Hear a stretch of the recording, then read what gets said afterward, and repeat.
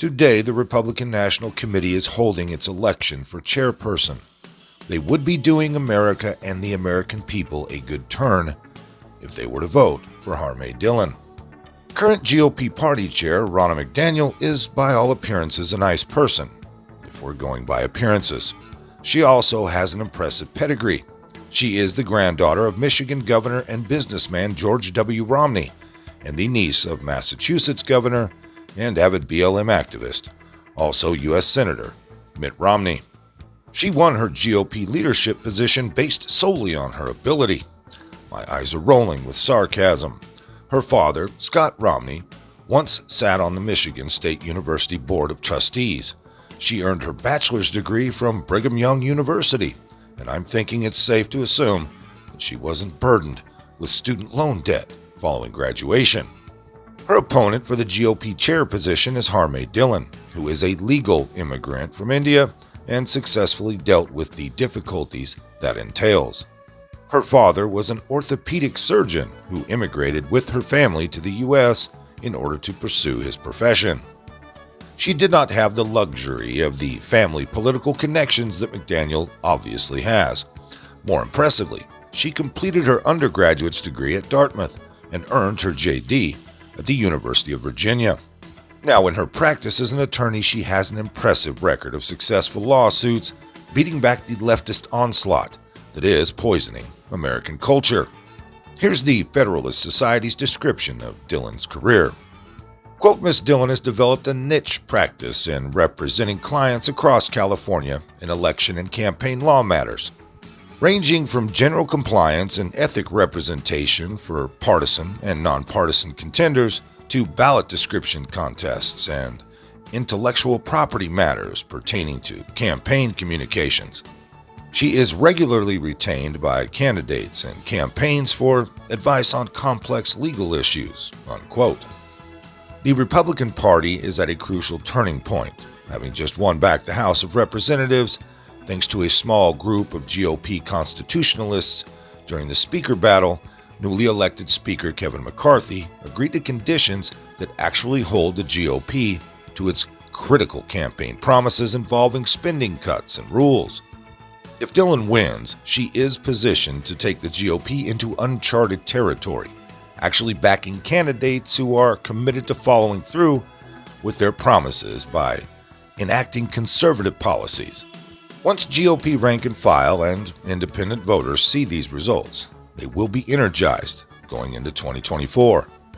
Dhillon has exactly the expertise needed as party chair to battle formidable opponents such as Democrat heavyweight attorney Mark Elias and his former law firm, Perkins Coie.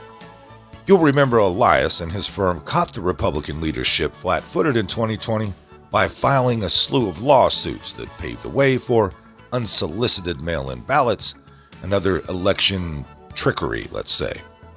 Dhillon, being from California, will take these threats seriously and respond with an aggressive legal counterattack, which is desperately needed. The GOP absolutely needs a chairperson who will lead and not just coast through, one who will demand and pursue the results that the conservative base enthusiastically supports.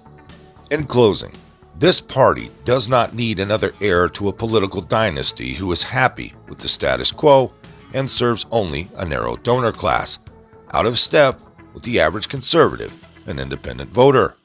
Harmeet Dhillon is the clear choice for results. She has a way better chance of propelling the GOP to victory in the crucial 2024 congressional and presidential election. She rightly deserves to be elected the next RNC chair. So the after effects of the profoundly disappointing midterm election are still being sorted out. The last one is a few days from now, and that's the election for the next chair of the Republican National Committee. It has an incumbent, and there is a challenger called Harmeet Dhillon.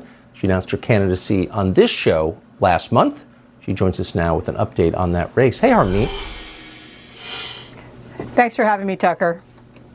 So when is the race, and where does it stand, do you think?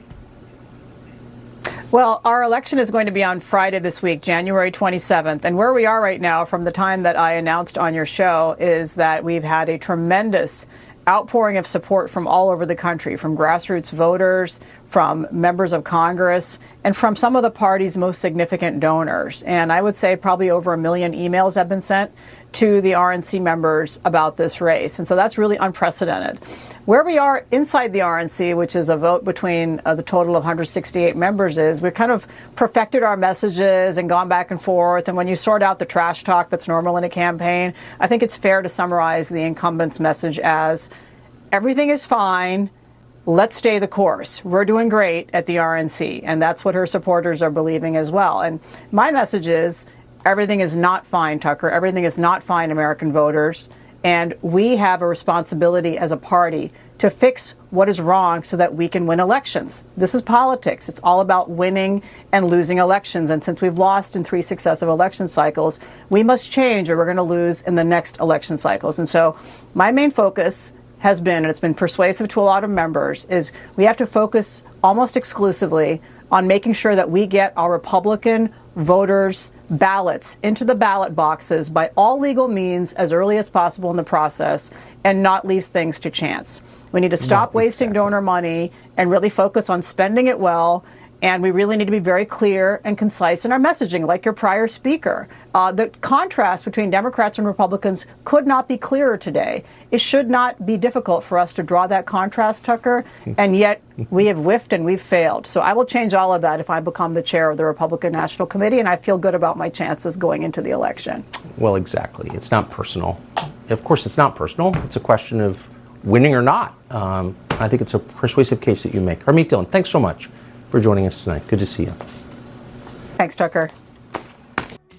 Most of this came by way of the American Thinker. If you liked it, hit that like button. Subscribe if you haven't.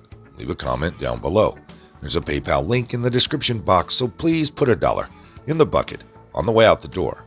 I'd like to thank everyone for all your donations. They're much needed and much appreciated. Now, with all that being said, we'll see you next time. Come on, move. Move.